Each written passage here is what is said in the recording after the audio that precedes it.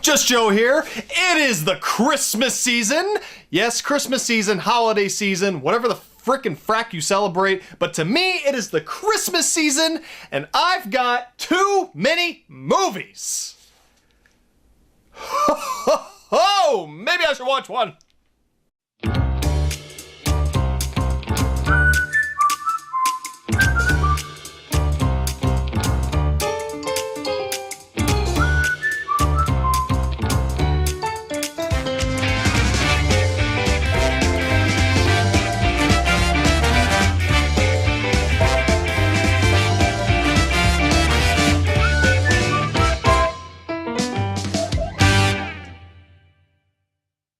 So like I said, it is the Christmas season. I am so excited. It is the best time of the year. I don't fucking know how that goes. But I do know that it is Christmas. And I actually have 5 weeks this year for Christmas, for the month of Christmas. But 4 of those will be Christmas movies, starting with this one. And then the last one will be a New Year's Eve movie. And I've already got it picked out and I'm really excited. But for this week and for next week, I chose 2 movies that aren't exactly Christmas movies, but they're set during the Christmas season. And they're 2 movies that I've always wanted to see, because one of my all-time favorite movies to watch around the holidays is, of course, the Christmas holiday classic, Die Hard. Yes, I think it's become a Christmas tradition with a lot of people to watch Die Hard every year. One of the greatest action movies ever made. I've seen the first Die Hard. I freaking love it. 5 out of 5. I love Die Hard with a vengeance. Not so much 5 out of 5. I love the 4th one, Live Free or Die Hard. And unfortunately, I saw the 5th one in the theater, the only time I saw it. The only way that's going to be in my collection is if... never! But you'll probably notice I did leave one out, and I do own it, but I've never actually watched it, and it shocked me. But it's the sequel to the first Die Hard. It takes place on Christmas Eve, so it counts, and I'm gonna watch it because I never have. I, of course, am talking about Die Hard 2. Die Harder. That's dumb. Yes, the sequel to the very first Die Hard that really didn't need a sequel, but that's okay. And I've pretty much heard that this Die Hard is basically Die Hard 1, just a little different.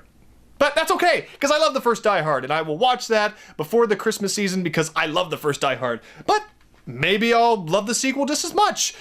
Maybe it'll put me in the holiday spirit. I don't know. But anyway, here's Die Hard 2, Die Harder, and I'm going to go watch it. I got my coffee, and I'll be right back. Bye.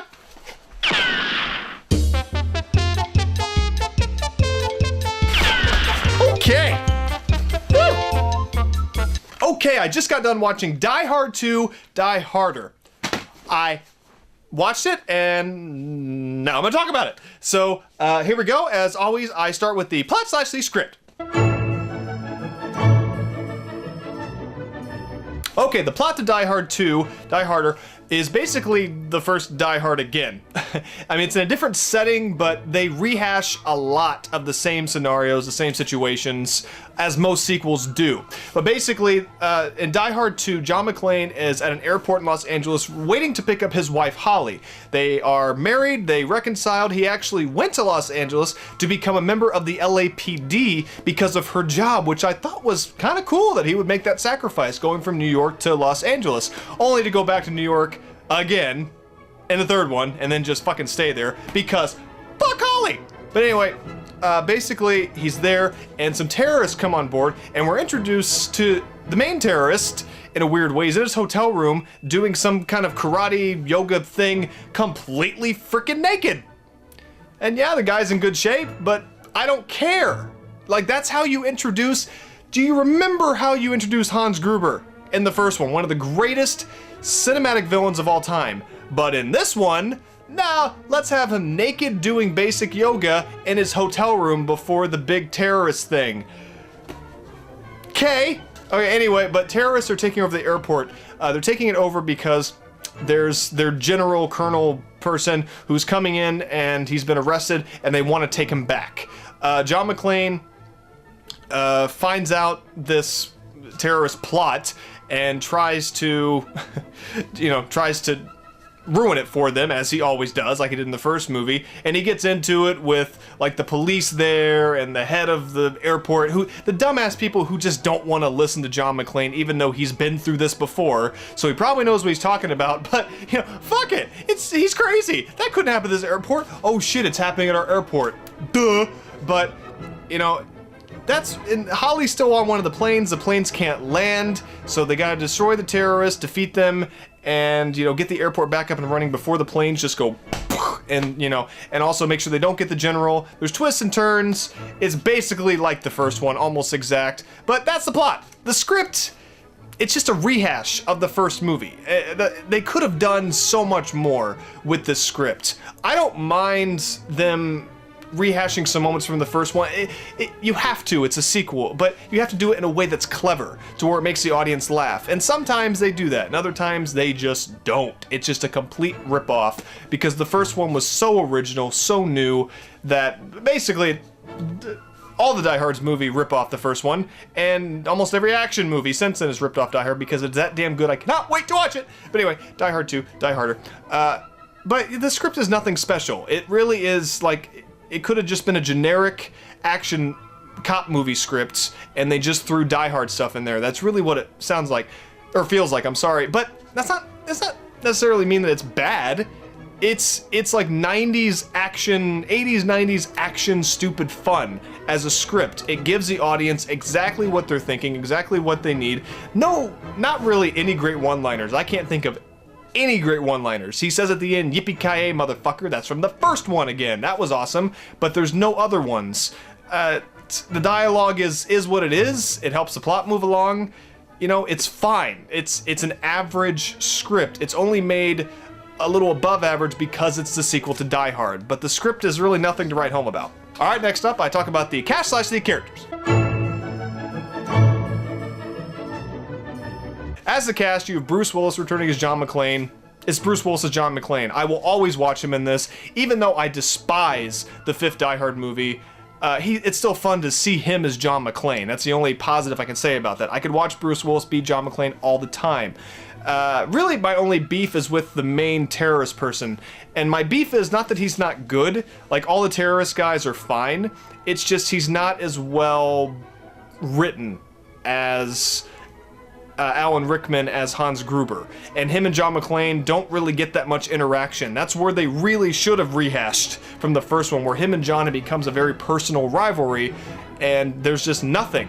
So, like, if John McClane actually, diverts the terrorist plans, it doesn't feel good at all. It doesn't matter, because there's not that rivalry. When he finally got Hans Gruber in the first one, spoilers, that the good guy cop wins in the end. Yeah, sorry.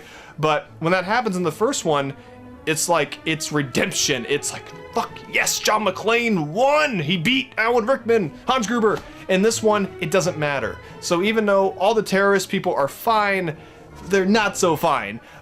And then the side characters, like Holly doesn't really get a lot to do. That annoying reporter from the first movie is in it. He's a lot of fun. And the stuff between him and Holly actually got a few giggles out of me. It's some good stuff. Also, Dennis Franz, famous from playing Andy Sipowicz from NYPD Blue. He's a police person, airport person. I'm not really sure what he is. Basically a cop. And he's the one who really gets into it with John McClane, but by the end of the movie, maybe they'll see eye to eye. And he's a lot of fun. The head airport guy, he's kind of useless, but he's okay. A lot of the side characters, none of them were bad. Nothing was miscast in this. The T-1000 guy, Robert Patrick, he's one of his earlier parts, I guess. He played one of the terrorists. That threw me for a loop. Also, Reginald VelJohnson from Family Matters, but also Carl Winslow from Family Matters, but also as the cop who's buddies with John McClane in the first Die Hard. He makes a cameo appearance in this. He's got a couple scenes with John McClane over the phone, and that was a lot of fun seeing them interact, because that never happens again for the rest of the Die Hard series. So, the cast in this, I can't think of one weak link. I just wish some was written better, but cast was fine. And same goes for the characters. Like, I already kind of mentioned what was wrong with the head terrorist guy, and I wish we would have gotten to know these terrorists better and their characters. So much more could have been added to this. But in terms of the characters, you know, everybody is what they're supposed to be. The terrorists are terrorists. There's the one cop who doesn't believe in John McClane, who keeps getting in his way. There's John McClane, the fucking guy we went to see because it's a Die Hard movie. That's who we want to see. You know, Holly, and, you know, all the characters are fine. Yeah, really fine. All right, last but not least, I talk about the directing, editing, and the music. All right, the original director from Die Hard did not return for this one, which was a shame. The directing was fine. Nothing special, nothing spectacular. He got the job done. That's really all I can say. There's nothing special about this job. The direction was what was needed for a 90s action movie. You know, he did fine. The editing is really wonky sometimes, and there's some really quick cuts in this. And I'm guessing it was to tone down the violence because there is a lot of violence, but frankly I feel like it's not as much as the first one. But maybe they got some notes, I don't know. The editing is fine, as the word keeps coming up, but nothing special, and at times a little sloppy. Music too, same from Die Hard. Music is nothing special. It's kind of what Die Hard 2 Die Harder is. It's nothing special. My final thoughts. Die Hard 2 Die Harder is nothing special. It's just one of those sequels that you're not going to outdo the first one. And that's hard to do anyway. That's rare, especially for one of the best movies ever made, Die Hard, and one of the greatest action movies, if not the greatest action movie ever made, Die Hard. How do you replicate that? I mean, they obviously did try to replicate it many times, but you can't. That's magic. You can't do it. But I will say this. Even though this movie is really just a little above average, it's fine. It's still a fucking blast. It is. It's a good sequel. We get to see everything we want to see again. We get to see everything rehashed we want to see rehashed. We get to see terrorists. We get to see John McClane. We get to see all the stuff that we go to the movies to see in this kind of movie, you know, or even at home like I watched it. So I had a blast watching this. I didn't say it earlier with the editing, this movie's a little over 2 hours, but it goes by very fast. It flows extremely well, and I can't think of much that could have been taken out. Some better stuff could have been put in instead, but you know, the movie flowed very well for 2 hours, and it's a good sequel. I had a lot of fun watching this. It kept my attention. Even though it's nothing special, it's still worth a watch. So, for my first Christmas movie of the Christmas season of the Christmas month, Die Hard 2, Die Harder. I'm sorry, I wish they just would have called it Die Hard 2 and kept it Die Hard 2, 3, 4 instead of getting clever with all these things. I like Die Hard with a Vengeance just because I grew up with that, but Die Harder, I don't like that at all. But anyway, Die Hard 2, Die Harder, I give a Just Joe rating of 3.5 out of 5. So thank you very much for tuning in to Too Many Movies with me, Just Joe. Links are in the description below to my Facebook page, my Twitter page, my Instagram. Subscribe to my YouTube channel, Part B1 Productions. Like this video if you want, or dislike it, whatever the hell you want to do. And there's plenty more movies to go for the Christmas month, and I'm excited to get to it. And there'll probably be a couple more Too Many Movies at the movies before the end of the year, because some big time movies are coming out, and I cannot wait. I'm excited. As always, I'm always excited. So, you know, Merry Christmas. I'll say that in every damn video leading up to Christmas. Hopefully your holidays are going okay so far. Go out, buy presents, buy stuff. I just realized I'm supposed to be in the Christmas spirit. I don't have lights. I don't got my Christmas hat. Wow. I blew that big time, guys. I'm sorry. But I promise, in the next video, you gonna get some Christmas shit. See you next video. Woo!